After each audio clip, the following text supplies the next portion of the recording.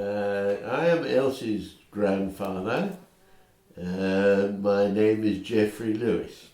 I was born in South London in a small house in 1929, and for 10 years until the outbreak of the Second World War I lived in London, in South London, in 3 little houses, all very much the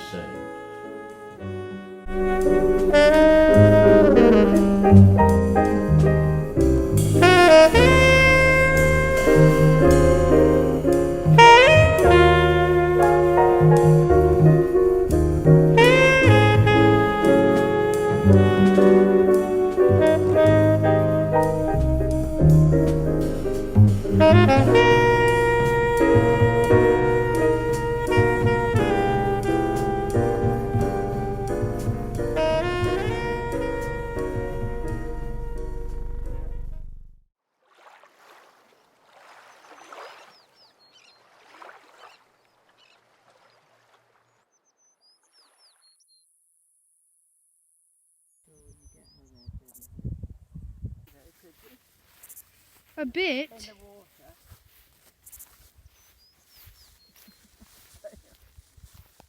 Well, I am Granny Lewis. I'm Christine Lewis. I grew up in a house in Belfast from the time I was 2 months old. I was born back in Beckenham in Kent, where my mother's family lived. She went home because I was the firstborn, but she brought me back to Belfast when I was 6 weeks old perhaps, or less. And I was there until we left Belfast. I was 15, I think, or around that time anyway. Stai fotografando il giardino? Sì.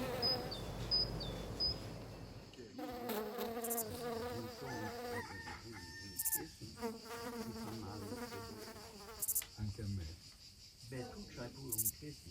Sì, appunto, però quello che vorrei io sono quelle cose che uno si sdraia e non si fa male. Vedi se ce n'è qualcuno. Da unten sind solche Dinger. Vogliamo andare giù? Ich bin in Berlin geboren 1934. Meine Kindheitserinnerungen sind fast alle mit dem Krieg, hängen sie zusammen. Sì, I agree. E c'ha questa grande vista perché c'è un balcone, una balconata da cui si vede Roma e sopra.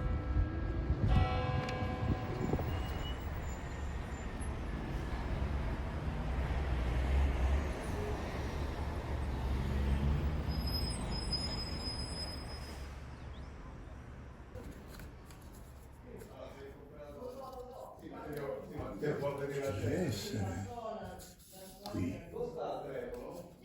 Dunque, io sono nato in Sicilia, in un luogo in provincia di Catania che si chiama Mineo. Sì. Una città antica del V secolo a.C. che era stata allora, per poco tempo, capitale del regno dei Siculi. Avevo fatto lì le scuole elementari e anche i primi 3 anni del ginnasio. Beh, era una vita agiata, comoda. Noi abitavamo una grossa casa e poi avevamo anche una piccola casa in campagna dove si passavano le vacanze 2 volte l'anno, a giugno e a settembre. I was an only child, and so my friends were made at school, and just sometimes in the street. We used to play in the street or on the common nearby. That would be Streatham Common. Qualche volta uscivo fuori, giocavo anche per strada con altri ragazzi, Spesso rimanevo a casa e a cominciare dai 9 anni ho cominciato a leggere. Leggevo molto. Mia madre diceva che per scrivere bene bisogna leggere delle opere scritte bene e mi ha dato da leggere I Promessi Sposi di Alessandro Manzoni, che erano un po' noiosi. A 9 anni erano notevolmente noiosi. Mio padre, che ha capito, mi ha regalato il primo libro illustrato di Emilio Salgari, che era uno scrittore per la gioventù e scriveva di avventure, di corsari, di pirati della Malesia, di storie di Pelle Rossa, eccetera. I went to a lot of schools. I can't tell you how many,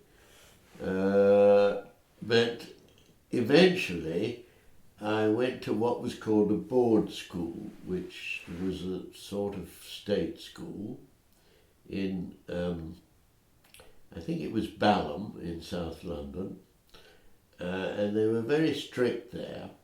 And if you were asked a question and the answer you gave was wrong, you got hit on the hand with a ruler. And my mother didn't like that at all. She didn't think it was the way to go. And she'd heard of a school nearby where we lived in the Rudolf Steiner schools. Si era organizzata in senso sportivo e militare tutta la gioventù italiana. A 5 anni si era figlio della lupa, vestiti con 2 fasce bianche davanti e una M al centro, dai 5 agli 8 anni. A 9 anni si diventava balilla fino a 14 anni. Poi da 15 anni in poi si era avanguardisti, poi giovani fascisti e poi fascisti. Io sono stato balilla e il balilla aveva un altro inno diverso, che è questo. No, lo voglio sentire. Vai, nonno, vai! Allora, fischia il sasso, il nome squilla del ragazzo di Portoria, lo chiamavano Balilla, sta gigante nella storia.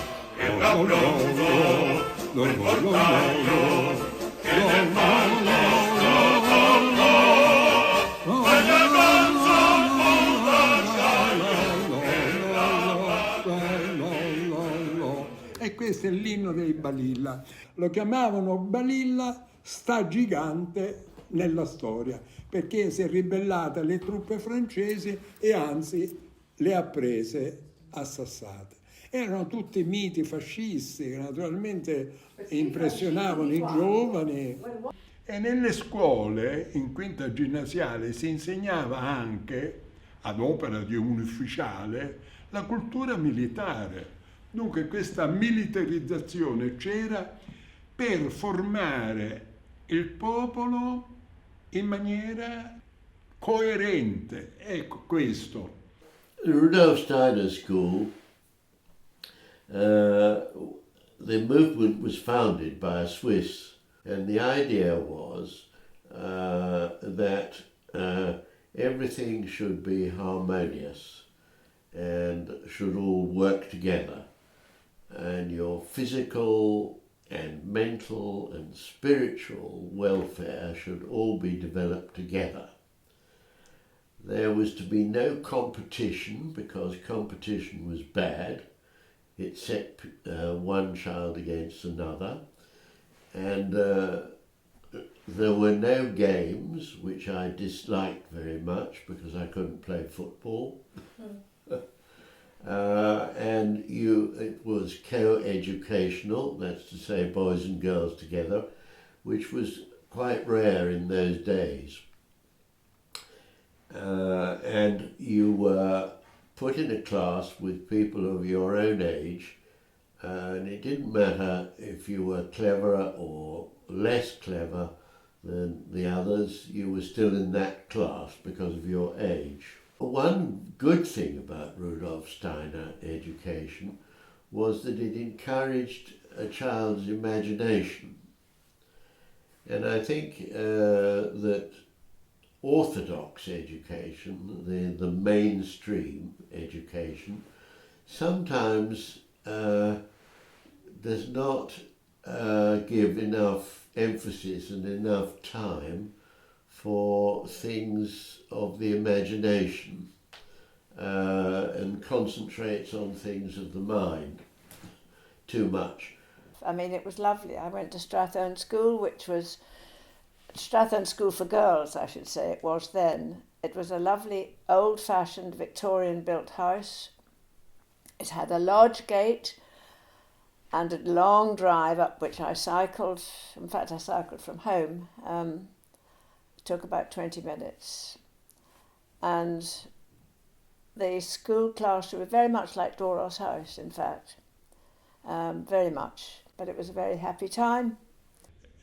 La mia educazione era basata da mia madre che aveva studiato pedagogia ed insegnava, ed era stata la mia prima insegnante a 5 anni nella prima elementare. Era un'educazione basata sull'autonomia, bastare a se stessi, sentire la responsabilità della propria vita e delle proprie decisioni. Inizialmente volevo diventare un frate, un religioso, ma questo bambino piccolo. Poi volevo diventare capitano dell'esercito. Avevo anche un basco con 3 stelle, che significa il grado di capitano. Poi dopo non ci ho più pensato a quello che dovevo diventare, e quando sono entrato nel ginnasio a Roma, nella 4ª ginnasiale, sì, ho cominciato ad innamorarmi del greco e ho per tutta la vita amato il greco e la cultura greca. Anyhow, by the time I was about 13 or 14, my parents began to think I didn't know very much at all. And I was fed up with not being able to play football. So we decided that I should leave Rudolf Steiner School and go to an English boarding school called Taunton School. When I was 13, I went to boarding school in England.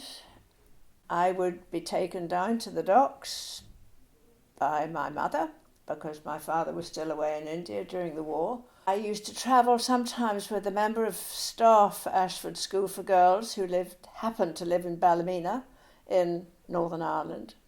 She was my chemistry teacher.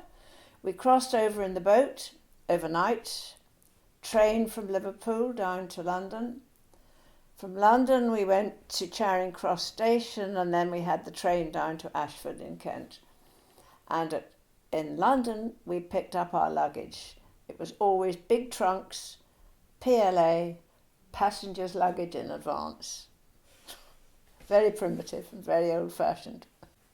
But coming home in the holidays, all my friends in Ireland thought it was wonderful that here was somebody who'd been across the water, to school.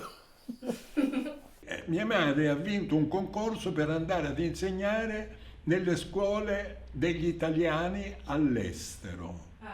E così ci siamo trasferiti a Roma. Lei c'era la guerra e non poteva andare all'estero ed è stata a Roma e ci siamo impiantati a Roma per sempre. But by then we had, the war had began. The war changed everything. In 1938, 1 year before the war began, in the summer, my parents and I had a holiday in Belgium, on the Belgian coast at a place called West End. We stayed in a very nice hotel, of which you can still see traces. If you go to West End now, you can still see where that hotel was. There was a lovely long beach all along the Belgian coast, and there were lots of children there. There were Germans, French, Dutch, Belgian, all sorts of children. And all the children played together while the political crisis was getting darker and darker. And there was a scare that war would be declared. There was what was called the Munich crisis.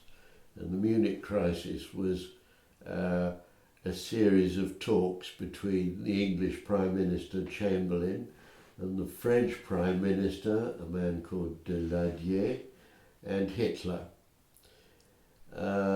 War didn't come that year, but it came the next year. And we had a holiday in France that year. And in Paris, we stayed in, I suppose you would call it a B&B. And there was a nice couple there, and the husband was in the French army, and he was had been sent to the main defences a lot between France and Germany, and the line was called the Maginot Line. And he told us that it was a whole network of tunnels and fortifications, and the Germans would never be able to break through, and we could all be quite peaceful in our minds, and any attempt by the Germans to invade France would be bound to fail. Unfortunately, that was completely untrue. Anyhow, while we were in France, in Paris, it became quite clear that there would be war, so we came home early. And I can remember hearing Chamberlain's speech on the wireless to the people, saying that war had been declared. I am speaking to you from the Cabinet Room at 10 Downing Street. This morning, the British ambassador in Berlin handed the German government a final note stating that unless we heard from them by 11 o'clock, that they were prepared at once to withdraw their troops from Poland, a state of war would exist between us. I have to tell you now that no such undertaking has been received, and that consequently this country is at war with Germany. And that turned everything upside down. The worst thing to our family was the fact that my father was away for 6 years. He joined up because although there was no conscription in Northern Ireland, he was an Englishman and he couldn't tolerate not taking part. So he joined up in the army, and he went to India, and he was there in charge of an Indian army. Leaving my mother, who I've realised was in her 30s, for 6 years, which was pretty, I mean, looking back now, it must have been pretty awful for her. And we grew up without a father, and so that was bad for us. Wenn ein Kind mitten im Krieg lebt, dann denkt das Kind, das ist das normale Leben, weil man gar nichts anderes kennt. Non avevo nessuna possibilità di immaginare l'Italia in una maniera diversa da come io la vivevo, mentre invece le persone più anziane ricordavano il tempo in cui c'erano i socialisti, c'erano i liberali, c'era la libertà, c'erano le elezioni e non c'era un duce, un Mussolini che raccoglieva nelle sue mani tutto il potere. Finché era il duce, il fascismo c'era, per me era il duce. Nicht? Zum Beispiel, als ich in Berlin war und wenn dann die Flugangriffe waren und wir aus dem Bunker kamen und dann sind wir in die Gärten gegangen, in die Parks und so, wo so kleine Splitter von den Bombensplitter waren da. Und die haben wir gesammelt, das war für uns ein Abenteuer. Und dann haben wir, wenn einer einen großen Splitter fand, dann war der glücklich, ne? Das ist ein ganz großer. Und dann wechselte man das. Ich gebe dir 2 kleine und du gibst mir den großen Splitter. Und dann hatte man richtig eine Sammlung. Praktisch ist das ist ja makaber, ne? Wenn man darüber nachdenkt, nicht? Dass man die Bombensplitter sammelt und ein Kind damit spielt. Ne? Das ist, wenn ich jetzt zurückdenke, und ich denke jetzt, wo ich alt bin, jetzt fange ich an zu weinen.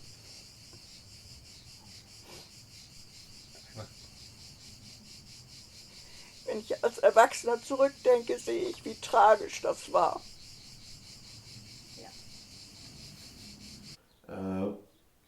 All children were given an opportunity to leave London because it was thought that London would be bombed. My Rudolf Steiner school was going to a place I'd never heard of called Minehead in Somerset in the southwest of England, and it was going to be moved lock, stock and barrel. And so my mother said, well, she was going to come with me and leave my father behind. He was a tailor and he had a little shop in London. And so my mother and I went down to unknown Somerset. We found that Minehead was a prim little town, if you know what I mean by prim. They were completely bewildered by these people from London who'd suddenly come amongst them. But it was on the edge of the most beautiful part of England, I think, Exmoor, open moorland and lovely country, and I loved it. We lived in 12 or 13 different places during the war, moving from house to house and place to place. And after about a year and a half, my father's shop was bombed, and so he came down and joined us. Ich erinnere mich, dass in Berlin immer die Bombenangriffe waren und jede Nacht zu einer bestimmten Zeit, das war jede Nacht um dieselbe Zeit, kamen die Flieger und warfen die Bomben über Berlin. Wenn sich die später Nebel drehen, wer wird bei der Laterne stehen? Mit dir, Lili Marley, mit dir, Lili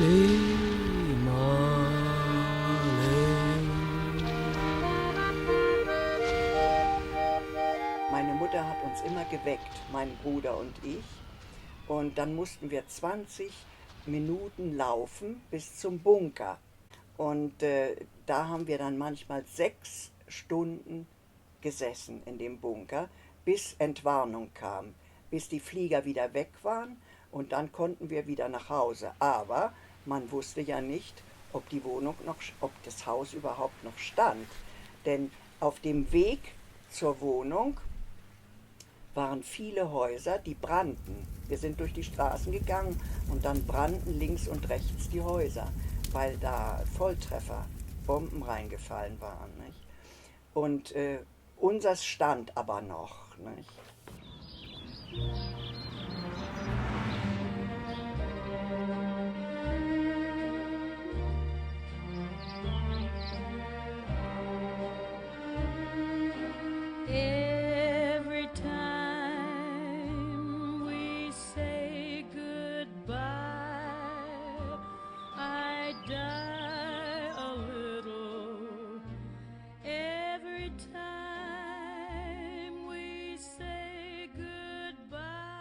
aber man wusste das ja nie, wie das ausging. Und ich weiß, wenn die Angriffe kamen, dann musste man immer die Fenster verdunkeln. Abends durfte kein Licht angemacht werden. Wenn man Licht anmachte, musste man aber schwarzes Papier vor die Fensterscheiben tun, damit kein Licht nach außen kam. Weil die Flieger, die flogen ziemlich tief, nicht, um die Bomben zu werfen, dann konnten sie sehen, wo Licht war, und das bedeutete, dass da ein Haus stand, was bombardiert werden konnte. Ne? Und das war schlimm. Nicht? Ricordo che le truppe tedesche andavano casa per casa dove c'erano ebrei per portarli via nei campi di concentramento. Per cui c'erano ragazzi che guardavano, c'erano un gruppo di tedeschi SS e noi domandavamo che sta succedendo. Dice sì, pare che all'ultimo piano ci siano degli ebrei, sono andati a prenderli. Questo fatto ha angustiato il popolo italiano perché erano degli amici come tutti, erano italiani come tutti. Erano capitani dell'esercito, prefetti, professori universitari, professori di scuola, commercianti, tutte persone che di colpo sono sparite. Die Schule zum Beispiel, ein Jahr bin ich gar nicht in die Schule gegangen, weil das war alles durcheinander in Deutschland. I mean, the war never really felt like a war, or my memory of it didn't.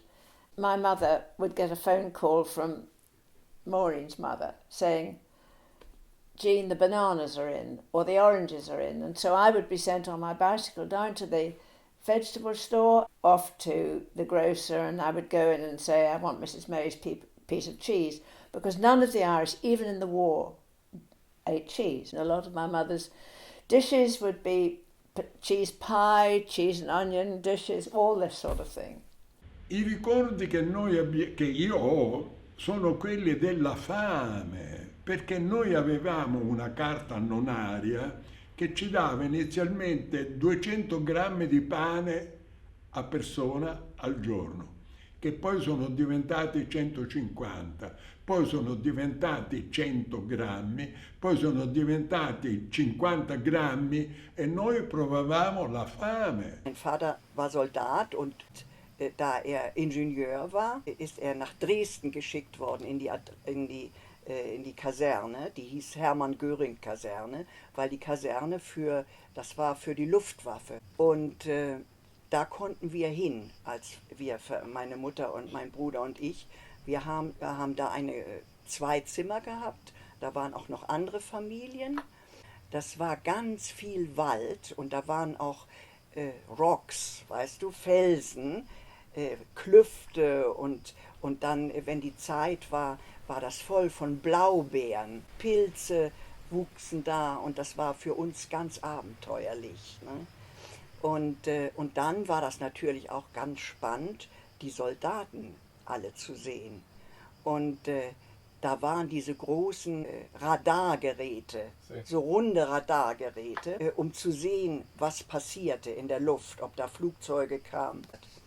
Und dann weiß ich noch, in der Kaserne waren auch italienische Soldaten. Eine Kompanie von italienischen Soldaten. Und die gingen immer durch die Straßen und haben immer ein Lied gesungen. Und als ich mit Nonno verheiratet war, da habe ich das Lied einmal im Radio oder ich weiß nicht mehr wo, habe ich dieselbe Melodie gehört. Ich hatte die ganz vergessen. Fuoco di festa che forte sempre rompe, con varie fiamme la giovinezza va, fiammole ardenti sul mare e sulle tombe, vogliamo le speranze della nuova età. Luce, chi non saprà morire, il giuramento chi mai rinnegherà, nuda la spara quando tu lo vuoi, dagli addetti al vento tutti verremo a te. Armi e bandiere degli antichi eroi, per l'Italia dulce favorare al sol. Ich weiß, wir haben da 2 Weihnachten verbracht in der Kaserne. Und Dann wurde das gefeiert, weil noch andere Familien mit Kindern da waren, wurde für uns ein Pfefferkuchenhaus, weißt du, das war wie Hänsel und Gretel. Dann haben die Soldaten vorher Theater gespielt. Kam dann zuletzt der Weihnachtsmann, das war ein Soldat, der war als Weihnachtsmann verkleidet und hatte einen riesengroßen Sack und da waren lauter Spielsachen drin. Nicht? Und dann wurden wir aufgerufen nach vorne, jedes Kind kam dann nach vorne und dann wurde aus dem Sack ein Spielzeug gegeben, ne, als Geschenk. Und am Ende durften wir auch das Pfefferkuchenhaus demolieren. Da konnten wir all die Süßigkeiten, die da dran waren, konnten wir essen. Ne? Und das waren 1,5 Jahre in Dresden in dieser Kaserne und das war für uns Kinder ein riesengroßes Abenteuer. The countryside in Britain, particularly in that part of Britain, in Somerset, was hardly affected by the war. But I followed the war very closely, and I had, as all boys did during the war, I had maps which showed where the armies were and who was winning which battles and so on, and I knew all about it. And we used to listen to the wireless, and so we learned a lot about the war. Naturalmente c'era stata molta propaganda a favore di Hitler e parecchi sentivano alla radio delle emittenti, delle trasmissioni che venivano dall'estero, che venivano dall'Inghilterra, che venivano dalla Svizzera, da Radio Monteceneri, per sapere la verità, perché la propaganda italo-tedesca parlava di vittorie che spesso non c'erano neanche state, perché i giornali erano addomesticati, erano dominati dal governo fascista, ma le radio no. E c'erano anche trasmissioni inglesi dove a parlare in italiano c'erano degli esuli italiani, antifascisti italiani.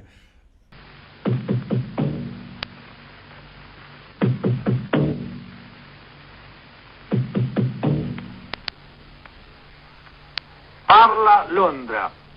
Trasmettiamo alcuni messaggi speciali. Felice non è felice. È cessata la pioggia. La mia barba è bionda. La mucca non dà latte. Giacomone bacia. E perciò già durante la guerra c'era un distacco dalla ufficialità, proprio perché il popolo italiano non aveva gradito, accettato questa entrata in guerra. I can remember Churchill's speeches, all of them.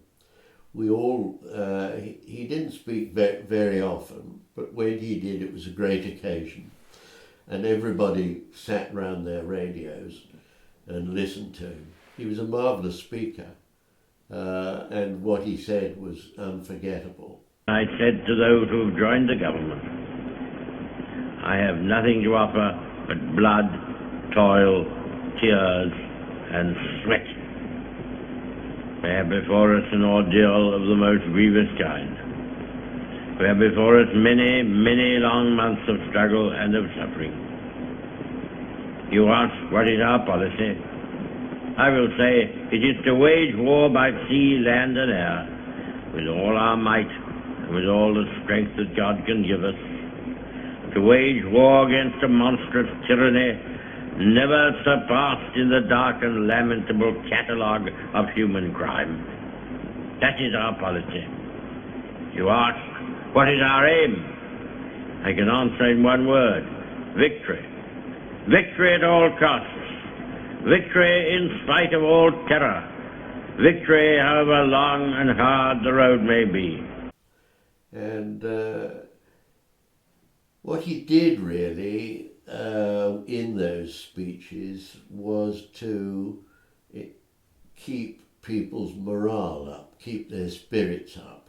even when things were going very badly, as they did in the first 3 years of the war, it looked as if we might lose the war.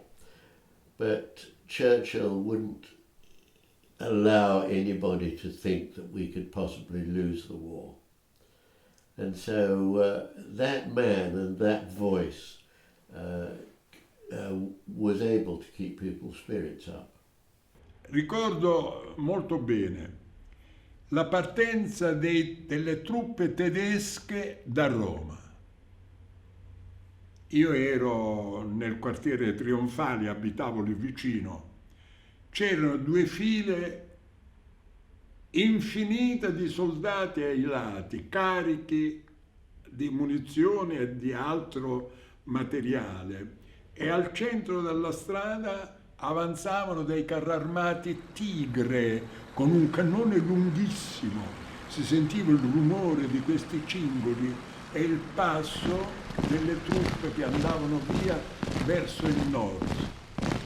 E mi ricordo la gioia, tutto sommato, quando sono arrivate le truppe americane che correvano con le loro piccole macchine, le jeeps, dappertutto, allegri, e occupavano Roma e distribuivano cioccolate e sigarette alla popolazione. The United Nations onslaught is smashing ahead on many fronts.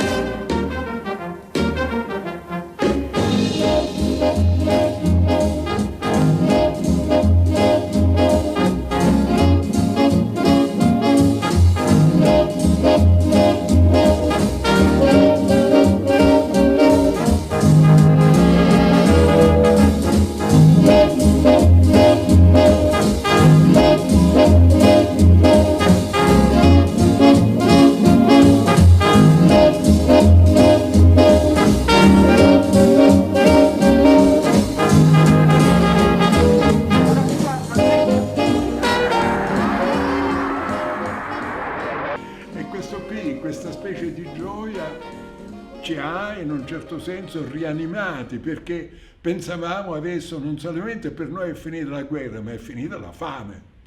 La sera le truppe americane hanno piantato le tende a Villa Borghese e lì dei cannoni antiaerei contro gli aeroplani hanno sparato a salve, a lungo, in segno di gioia per la conquista di Roma. Weil ich mit 9 Jahren Berlin verlassen habe, weil der Krieg zu Ende ging und die Russen schon in Frankfurt an der Oder waren. Das ist ganz in der Nähe von Berlin. Und da sind wir nach Kiel geflüchtet. Das ist die Heimat meiner Mutter, die ist in Kiel geboren. Und da haben wir ein paar Monate gewohnt. Aber da waren furchtbar viele Bombenangriffe, wie auch in Berlin natürlich. Und da sind wir in ein kleines Dörfchen nach Preetz, 15 Kilometer von Kiel entfernt, sind wir gezogen. Und wo auch viele Flüchtlinge waren aus Ostdeutschland. Nach dem Krieg waren viele Häuser zerstört. Und die Leute wussten nicht mehr, wo sie wohnen sollten. Deshalb haben wir ganz einfach in einem Zimmer wohnen müssen. Mein Bruder und ich und meine Mutter. Und mein Vater war noch in Gefangenschaft. Durch das Rote Kreuz haben wir die Nachricht bekommen, wo er war. Und wir wussten, dass er in der Nähe von Paris in einem Gefangenenlager war, das von den Amerikanern geführt wurde. Yes, he came back when I was just 11. So, and then of course, because of the sort of man he was, he immediately integrated, and we were a very close family. Das war ein Holzfällerlager. Weißt du, die Soldaten, die mussten in die Wälder gehen und die Bäume fällen. Und in dem Camp, in dem Gefangenencamp, wurde gefragt, wer von den Soldaten kann Englisch. Und mein Vater hat gesagt, ich. Und da ist er Lagerführer geworden. Er war die Trait d'Union zwischen den Soldaten und der Direktion von den Amerikanern, die das Camp führten.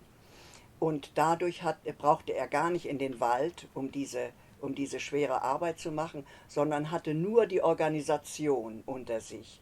Und eines Tages, das muss ich dir erzählen, das hat er uns erzählt, wir waren ja klein, hat er gesagt, eines Tages kamen die Soldaten aus dem Wald und haben ein kleines Wildschwein mitgebracht.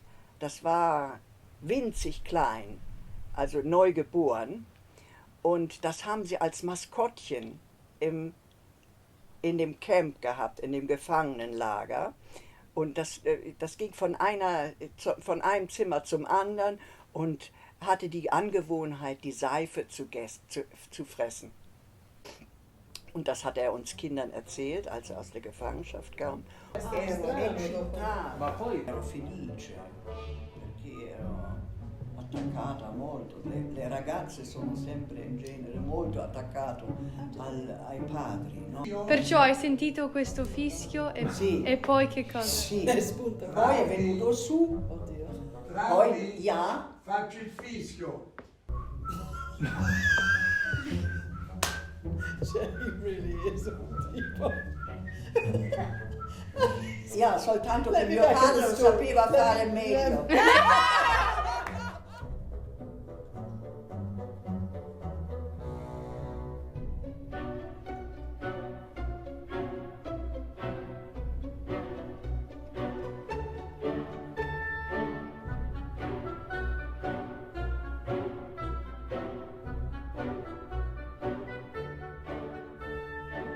Sì, era quella la musica. Ja, in Preetz war keine Arbeit für ihn, nicht? Und da ist er nach Köln gegangen und dann haben wir einige Jahre getrennt gelebt. Wir waren mit meiner Mutter in Preetz und er hat in Köln gelebt und gearbeitet. Preetz haben wir gewohnt bei Verwandten. Und die haben uns ein Zimmer gegeben. Er hatte eine Bäckerei und Konditorei und ein großes Haus und der hat uns dort leben lassen bei sich.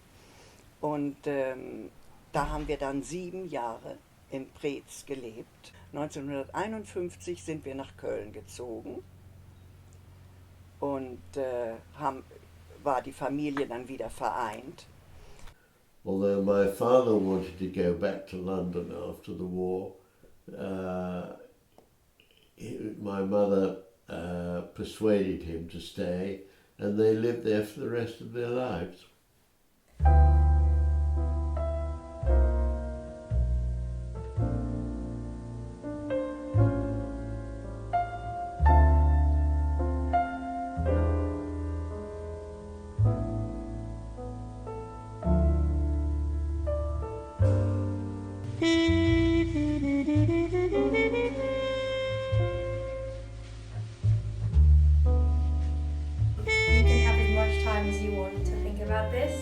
But if you could change something about today's world, what do you think it would be? I think what I would change is the destructive urge in people. It's the change in people's attitude, I think, and the use of the destruction that goes on. The thing which everybody craves, I believe deep down, is that they can live in peace. But everywhere you look in the world, there seems to be the opposite of peace. Ich bin vollkommen gegen Krieg. Deshalb kann ich nicht verstehen, dass so viele Kriege noch in der Welt sind und so viel Elend passiert und so viele Kinder dasselbe erleben wie ich, vielleicht noch schlimmer. Having grown up in Ireland, in the north of Ireland, where there's been so much hate and destruction because people of different religions fight each other. Now, I would think simply, I would like people to consider what they're doing. Das ist wie eine Sage, als wenn das nicht gewesen ist. Deshalb dieselben Gefühle, die diejenigen haben, die durch solche Zeiten gegangen sind, die kann man im Grunde genommen anderen Leuten der jüngeren Generation auch nicht mitteilen.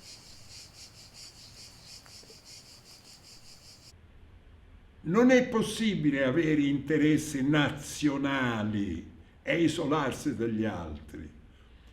Noi dobbiamo stare con gli altri, condizionati dagli altri, condizionando gli altri, e dobbiamo essere non nazione italiana e basta, ma nazione italiana nell'Europa, questo sì, cioè dire le vicende della guerra e del fascismo mi hanno convinto che non ci si può isolare a destra nel nazionalismo e nel sovranismo. Bisogna collaborare con gli altri, sempre, ed evitare appunto che ci siano conflitti, ma fare vincere la politica sul confronto militare.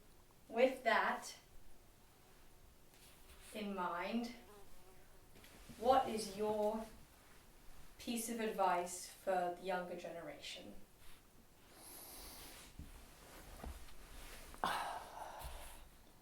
Yeah. Well, that's an even bigger question. Yes. Ein Ratschlag.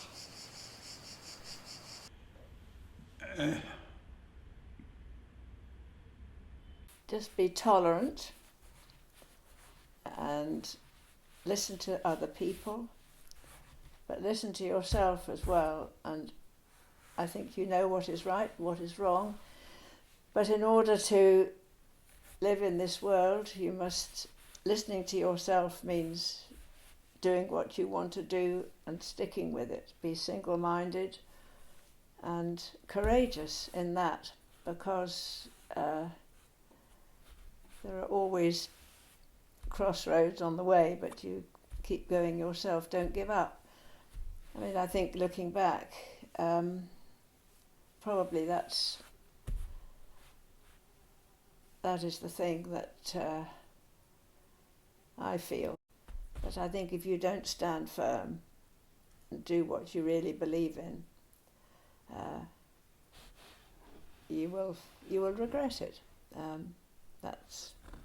So have faith in yourself. Thank you very much.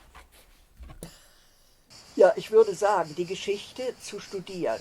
Das, was passiert ist, zu studieren. Natürlich muss man auch die Gründe für all die Geschehnisse betrachten. Denn man muss das nicht nur aus einer Sicht sehen, sondern auch die andere Seite. Ich habe auch mal ein Buch gelesen, das war von Albert Camus. Das ist ein französischer Schriftsteller. Ich weiß nicht mehr, wie das Buch hieß. Aber da wurden immer wieder dieselben Fehler gemacht. Von Generation zu Generation. Und das war tragisch. Nicht? Das handelte von einem Menschen, der lebte mehr als 100 Jahre und so weiter. Ich weiß nicht, 200 Jahre. Und sah die jungen Leute, die jungen Generationen, die dieselben Fehler machten, die seine eigene Generation gemacht hat. Und das war so tragisch, dass ich gedacht habe, dass vielleicht können die Jungen, die müssen, um weiterzukommen, ihre eigenen Erfahrungen machen. Und die Jugend will auch viel die Alten nicht hören. Sie müssen sich aber irgendwie Mühe geben, auch die alten Leute, die Eltern und die Großeltern hören und irgendwie ein bisschen Angst kriegen, nicht? Dass man nicht dieselben Fehler macht. Auch wenn man in der Jugend überschwänglich ist und denkt, man muss die Alten, die sind ja nichts, ne? Wir wissen das besser. Das ist leider nicht so. Ne? Fertig? Ist das alles? Ja. Ja. Dankeschön. Sì, aumentare il proprio senso di responsabilità e il proprio senso di unità, non lasciarsi frantumare perché anche l'unità d'Italia è fragile e se la si piccona ogni giorno, può anche a un certo punto sparire. Cultura, dialogo, riflessione, partecipazione onesta alla politica, senso di amicizia universale, rivalutazione dei valori morali, senza farli affogare nell'utilitarismo, cioè dire nella pura economia, guadagno, i soldi, non è quello. Ma senza fanatismo religioso. Senza fanatismo religioso, semmai con consapevolezza morale e politica. Cioè dire, vorrei che certi valori spirituali ritornassero in voga e che avessero il loro ruolo in modo libero tra le popolazioni dell'Europa e del mondo, perché questo è un problema di tutti. Non pensare soltanto a guadagnare, ad arricchirsi, contrastando gli altri che vogliono la stessa cosa, perché questo è una specie di conflitto perenne. Bisogna con questi soldi, anche se guadagnati, creare cultura, creare arte, creare letteratura, creare cinematografia, teatro, creare qualche cosa che elevi lo spirito e unisca i popoli tra di loro nel rispetto reciproco e nella conoscenza reciproca. Bisogna sapere cosa sono i musulmani, bisogna che i cristiani si conoscano tra di loro, che non si conoscono mica. I cattolici non sanno cosa sono i luterani, che credono che siano il diavolo. I luterani pensano che i cattolici abbiano un naso in più degli altri. La mia suocera diceva, non avevo mai visto un cattolico, credevo che fossero diversi, invece sono un po' come noi.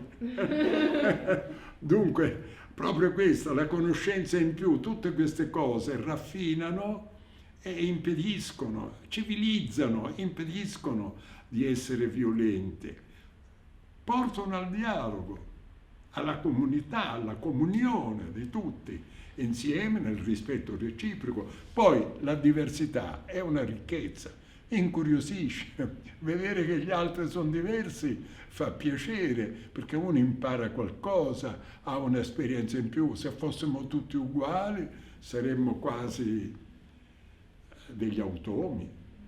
Ok, grazie mille. Ecco, prego, grazie a te. I think, yes, what I would advise the younger generation to do is to think about whether they, in their work and in their daily lives and even in their play, they are promoting peace and peaceful relations with those they come into contact with and the wider world. So that's the first thing. The second piece of advice I would give them is to dream your dreams, and don't be afraid if they seem like dreams. Always have a dream in front of you, as clear as possible, and follow it. So dream your dreams would be the second thing. And rather like dreams is the third thing I would say. While you're growing up as you are now, try to form a system of values, and as you form the system of values, you will come to realize whether they are true and good values or not. And in your case, they will be good values, I feel sure. And insist on those values in your own life. And don't mistake values for the price of things. Now that's a difficult concept. What Oscar Wilde, the great English playwright and writer, said is, the man who knows the price of everything knows the value of nothing. And that is a most important thought. Values are nothing to do with what things cost, and they're everything to do with your feelings and your intentions and in the last resort, your conscience. Thank you very much.